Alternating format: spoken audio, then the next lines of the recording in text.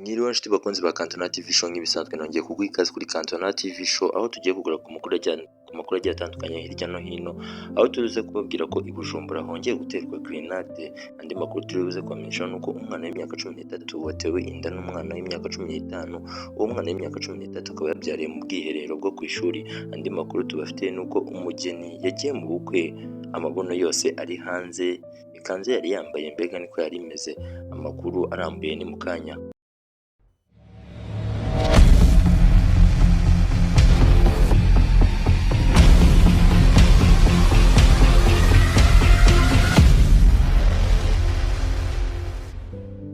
Reka dukomeze n'amakuru yacu arambuye, aho i Bujumbura hongeye guterwa grenade nyuma y'ibyumweru bike hatewe izindi, aho abaziteye baje gufatwa ndetse bakerekwa itangazamakuru mu kiganiro polisi yari yagiranye n'abanyamakuru muri iki gihugu. Kuri uyu wa kane tariki 30 Gicurasi ahagana saa sita z'amanywa mu mujyi wa Bujumbura mu gihugu cy'u Burundi humvikanye iturika ry'igisasu cyo mu bwoko bwa grenade. Iyi grenade yatewe ku nzu ikoreramo ibiro bikuru by'ikigo cy'ubwishingizi Biko, aho bivugwa ko yatewe n'umwe mu bakozi bakora muri iki kigo. Radio Indundi Culture ivuga ko iyi grenade yatewe n'umushoferi usanzwe ahakora, gusa amazina ye ntiyigeze atangazwa. Akimara gutera grenade, uyu mushoferi yahise ahunga mu gihe polisi yahise itangira iperereza ryo gushaka uwakoze ibyo kugira ngo aryozwe ayo mabi yakoze. Iyo radiyo ikomeza ivuga ko iyo grenade yatewe mu biro by'umuyobozi ushinzwe ubutegetsi n'umutungo muri iki kigo cy'ubwishingizi. Nta muntu yigeze ikomeretsa, gusa yangije bimwe mu bikoresho. Kugeza ubu ntiharamenyekana impamvu nyamukuru yatumye uyu mushoferi atera iyi grenade ku biro by'aho akorera. Twibukiranye ko mu byumweru bishize nabwo i Bujumbura hatewe izindi grenade, aho nk'iziheruka ari izatewe ahategetswe mu modoka rusange. Reka dukomeze n'amakuru yacu, aho umwana w'imyaka 13 ukomoka i Soachev muri Polandi yatunguye isi ubwo yibarukaga uruhinja rw'ibiro 3 n'amagarama 20 ubwo yari ari mu rugendo shuri rwateguwe n'ikigo cy'amashuri abanza uyu mwana yigaho. Uyu mwana w'imyaka 13 akomoka muri Polandi yibarutse umwana w'umuhungu mu byumweru bishize, aho uyu mwana wavutse yahise ajyanwa mu bitaro kugira ngo yitabweho. Ku munsi w'ejo hashize, umuvugizi w'ibitaro by'abana i Krakow Prokosmi avuga ko ubuzima bw'umwana wavutse bukiri kwitabwaho kugira ngo barebe ko yabasha guhumeka neza kuko yavutse atameze neza. Aganira na Fakti, uyu muvugizi yagize ati umuhungu aracyari muri ICU cyangwa se Intensive Care Unit, agomba kugumaho kugeza akize. Uyu mubyeyi w'imyaka 13 wibarutse iki kibondo mu bwiherero bw'aho bari bakoreye urugendo shuri rwari rwateguwe n'ikigo cy'amashuri abanza uyu mwana yigaho.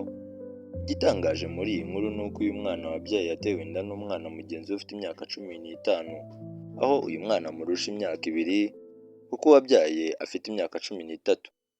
Uyu musore wateye inda ni umuturanyi w'uwo yateye inda, kandi amakuru ahamya ko aba bana bombi bari bamaze igihe bakundana, bari mu rukundo ruhebuje. Ubuyobozi bw'ishuri uyu mwana wabyaye yigagaho ntibwigeze bumenya ko uyu mwana wamaze kuba umubyeyi atwite, kuko nabo batunguwe no kubona abyariye mu rugendo shuri bari bateguye. Ibi bikaba byakomeje kuba inkuru yatangaje abantu mu binyamakuru ndetse no hirya no hino mu mbuga nkoranyambaga. Andi makuru reka tuyakomerezaho ikanzu y'umugeni yateje impagarara ku mbuga nkoranyambaga zitandukanye kubera uburyo yari ikozemo ndetse n'ukuntu yakoreshejwe mu bukwe bwitabiriwe n'imbaga y'abantu. Ku rubuga rwa X hakomeje gusakara amashusho y'umugeni wambaye ikanzu yerekana bimwe mu bice bye by'ibanga bidakunzwe kubonwa na buri wese ubonetse. Mu gihe bizwi ko ubundi umugeni yambara ikanzu ndende kandi yihisha bimwe mu bice bye by'ibanga, uyu mugeni we yakoze imbusane maze yerekana ibibero bye ndetse n'amabuno ye.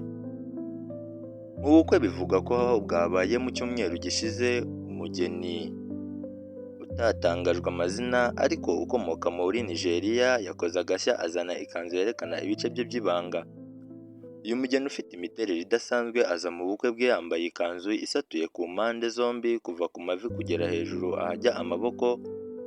Mu mashusho yabashije kujya hanze yerekana uyu mugeni atewe ishema no kuba yakoze ubukwe, gusa abari bari aho bumiwe kubera iyo myambarire ye.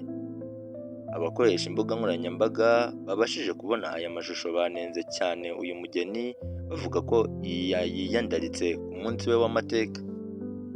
byagiye bisakara cyane kuri Twitter, Instagram, Facebook ndetse n'izindi mbuga nkoranyambaga nyinshi zihuriraho abantu. Ibi ngibi bikaba aribyo byatumye abantu bacika ururondogoro. Nawe ukurikije uko ubibona urabona ko uyu mugeni yigaragaje uko ateye wese. Ese wowe mu by'ukuri uri kubona aya mashusho urabibona gute? Tubwire uko ubyumva, uko ubibona ndetse n'uko ubifata muri comment. Nanagusaba kuba wakora subscribe. Reka dukomeze n'inkuru y'umwana w'umukobwa w'imyaka 19 ukomoka muri Uganda Nakirya Shakira wakubiswe inkoni na nyirarume nyuma y'uko amenye ko yagiye gusengera mu barokore kandi asanzwe ari umuyisilamu. Nakirya Shakira w'imyaka 19 ntiyahiriwe n'urugendo ubwo yageraga iwabo ku wa gatandatu w'icyumweru gishize avuye mu materaniro y'abarokore kandi avuka mu muryango w'abayisilamu ndetse nawe akaba ari we. Ubwo yageraga mu rugo iwabo kwa Haji Kosi mu karere ka Kibuk muri Uganda, Shakira yarambitswe hasi maze atangira gukubitwa bidasanzwe bamuhora ko avuye gusengera mu barokore. Mu mashusho yakwirakwiye ku mbuga nkoranyambaga zigiye zitandukanye yerekana abasore, abagabo n'abagore bari gukubita uyu mukobwa aho baba bamuhora ko yagiye gusengera mu barokore. Uyu mukobwa akubitwa inkoni zirenga 100 na ba nyirarume baboherejwe na nyina uba muri Arabia Saudite wari warakajwe no kumva ko umukobwa yagiye gusengera mu rindi dini. Aba basore bavukana na nyina wa Shakira bamukubita ntamuwe aho havaho umwe hajyaho undi mu rwego rwo kumwigisha isomo ntazongere gutekereza kuba yareka idini ry'umuryango. Ibi byakorewe uyu mwana w'umukobwa. Ibi byarakaje umuryango ushinzwe uburenganzira bwa muntu muri Uganda, bikaba byatumye uhaguruka ugatangira gushakira ubutabera Shakira Nakirya.